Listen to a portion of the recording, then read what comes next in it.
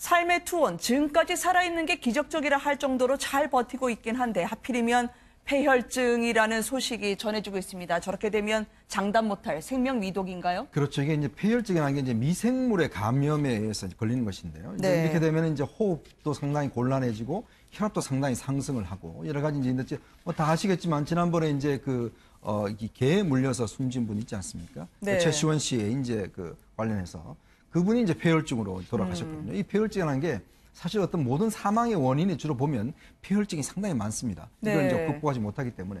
그래서 현재 지금 이제 이국종 교수의 말에 따르면은 엄청난 분량의 지금 약을 쓰고 있다고 그래요. 사실은 지금 폐 기능에 이 총알이 한 4발, 5발 정도 이제 관통을 했든지 맞았기 때문에 네. 상당히 폐와 간에 손상이 있고 더군다나 이제 지금 이 병사의 경우에는 비형 간염까지 있다고 합니다. 이제 그러다 보니까 아무래도 이 폐혈증이 이제 확산되는 것을 막기 위해서 지금 상당히 많은 양의 일단 약을 쓰고 있는데 일단 이제 이국종 교수 이야기로도 네. 일단 아마 이번 주가 상당히 고비가 될 것 같다라고 전망을 하고 있습니다. 네. 워낙 혈액도 많이 투입하긴 했지만 과다 출혈 때문에요. 간 수치까지 높아졌다고 합니다. 이거를 이겨냈으면 좋겠는데 어떻게 될까요? 얼마나 심각합니까? 굉장히 상황이 심각합니다. 왜냐하면 네. 처음에 지난 13일이었죠. 기순병사로서 우리 JSA에서 발견됐을 때 몸에 이미 총상이 거의 8발 정도가 있었어요. 근데 그 총살은 두 번째 수술에 다 제거되었다고 합니다. 근데 몸의 상황이 워낙 혈액이 많이 투여되는 보통 혈액이 네. 일반 사람의 3, 4배에 이르는 16리터나 투여가 됐다고 해요. 네. 근데 이 혈액이 본인의 혈액형과 맞는 혈액형도 아니고 아주대로 옮겨졌을 때 이미 너무 심각해서 혈액형을 구분할 수가 없었던 거예요. 그래서 네. 일반적으로 공급할 수 있는 응급용인 O형 혈액형을 공급했기 때문에 본인의 혈액형과 맞지 않을 수 있는 데다가 너무 많은 혈액형을 공급돼서 간 수치도 높아진 데다가 네. 의원님께서 말씀하신 것처럼 간염도 있고 이래서 지금 몸이 회복이 굉장히 더딘데 아직까지는 잘 모르겠지만 이국종 교수님의 설명으로도 굉장히 위급한 상황이다. 얼마나 더 버틸지는 모르겠다라는 입장입니다. 네. 이 기순병사의 상태를 보면 북한의 인권을 알 수 있다. 지금 외신들이 일제히 타전을 하고 있던데요. 기생충과 옥수수밖에 먹지 않은 그 건강 상태로 결국은 이 병이 올 수밖에 없었다고 합니다.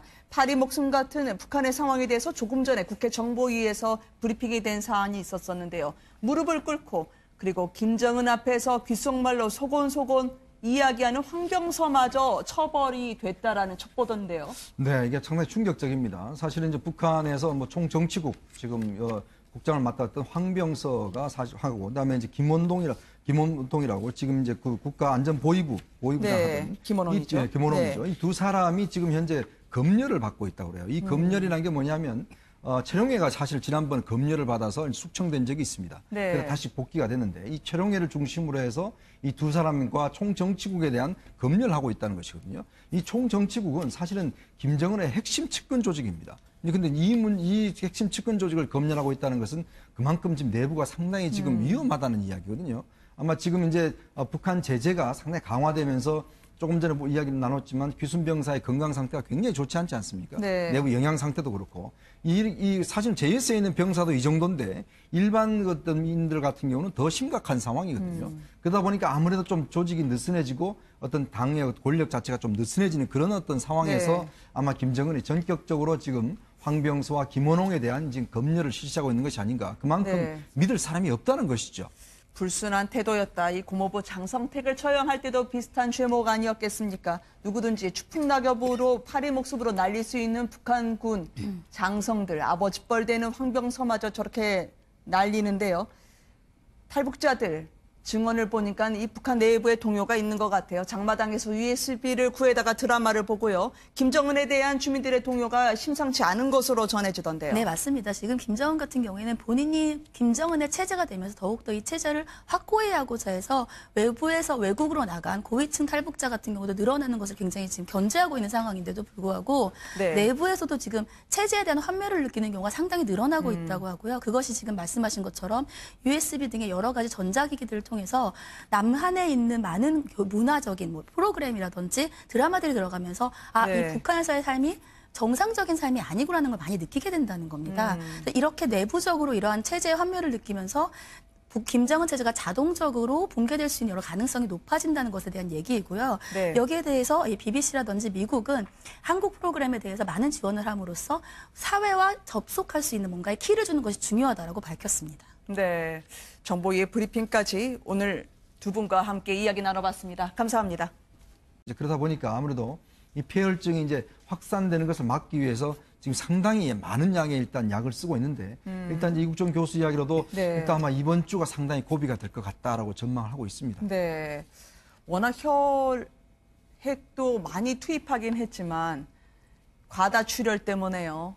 간 수치까지 높아졌다고 합니다. 이거를 이겨냈으면 좋겠는데 어떻게 될까요? 얼마나 심각합니까? 굉장히 상황이 심각합니다. 왜냐하면 네. 처음에 지난 13일이었죠. 귀순 병사로서 우리 JSA에서 발견됐을 때 몸에 이미 총상이 거의 8발 정도가 있었어요. 근데 그 총살은 두 번째 수술에 다 제거되었다고 합니다. 근데 몸의 상황이 워낙 혈액이 많이 투여되는 보통 혈액이 네.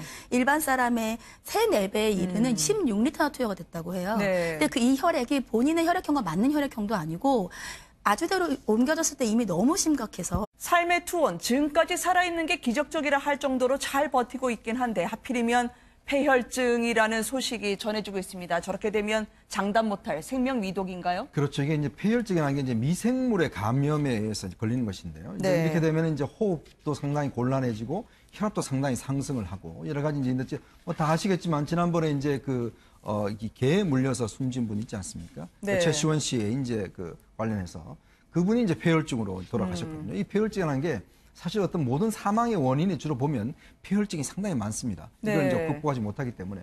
그래서 현재 지금 이제 이국정 교수의 말에 따르면은 엄청난 분량의 지금 약을 쓰고 있다고 그래요. 사실은 지금 폐 기능에 이 총알이 한 4발, 5발 정도 이제 관통을 했든지 맞았기 때문에 네. 상당히 폐와 간에 손상이 있고 더군다나 이제 지금 이 병사의 경우에는 비형 간염까지 있다고 합니다. 그러다 보니까 아무래도 좀 조직이 느슨해지고 어떤 당의 권력 자체가 좀 느슨해지는 그런 어떤 상황에서 네. 아마 김정은이 전격적으로 지금 황병서와 김원홍에 대한 지금 검열을 실시하고 있는 것이 아닌가. 그만큼 네. 믿을 사람이 없다는 것이죠.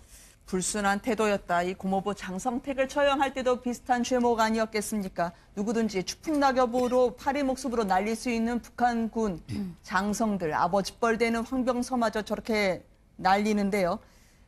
탈북자들 증언을 보니까 이 북한 내부에 동요가 있는 것 같아요. 장마당에서 USB를 구해다가 드라마를 보고요. 김정은에 대한 주민들의 동요가 심상치 않은 것으로 전해지던데요. 네, 맞습니다. 지금 김정은 같은 경우에는 본인이 김정은의 체제가 되면서 더욱더 이 체제를 확고히 하고자 해서 외부에서 외국으로 나간 고위층 탈북자 같은 경우도 늘어나는 것을 굉장히 지금 견제하고 있는 상황인데도 불구하고 네. 내부에서도 지금 체제에 대한 환멸을 느끼는 네, 이게 상당히 충격적입니다. 사실은 이제 북한에서 총정치국 지금 국장을 맡았던 황병서가 사실 하고 그다음에 이제 김원동이라고 지금 이제 그 국가안전보위부장 네, 하던 김원홍이죠. 김원홍이죠. 네. 이 두 사람이 지금 현재 검열을 받고 있다고 그래요. 이 검열이라는 게 뭐냐면 최룡해가 사실 지난번 검열을 받아서 숙청된 적이 있습니다. 네. 그래서 다시 복귀가 됐는데 이 최룡해를 중심으로 해서 이 두 사람과 총정치국에 대한 검열을 하고 있다는 것이거든요. 이 총정치국은 사실은 김정은의 핵심 측근 조직입니다. 근데 이 핵심 측근 조직을 검열하고 있다는 것은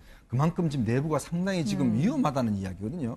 아마 지금 이제 북한 제재가 상당히 강화되면서 조금 전에 이야기를 나눴지만 귀순병사의 건강 상태가 굉장히 좋지 않지 않습니까? 네. 내부 영양 상태도 그렇고 사실 JS에 있는 병사도 이 정도인데 일반 어떤 인들 같은 경우는 더 심각한 상황이거든요.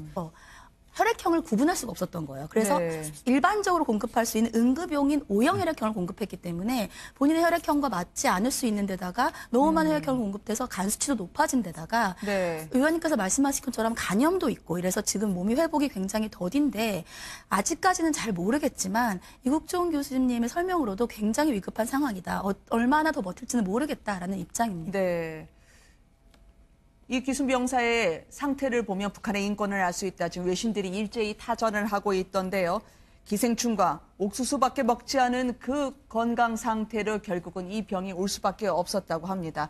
파리 목숨 같은 북한의 상황에 대해서 조금 전에 국회 정보위에서 브리핑이 된 사안이 있었었는데요. 무릎을 꿇고 그리고 김정은 앞에서 귓속말로 소곤소곤 이야기하는 황병서마저 처벌이 됐다라는 첩보던데요.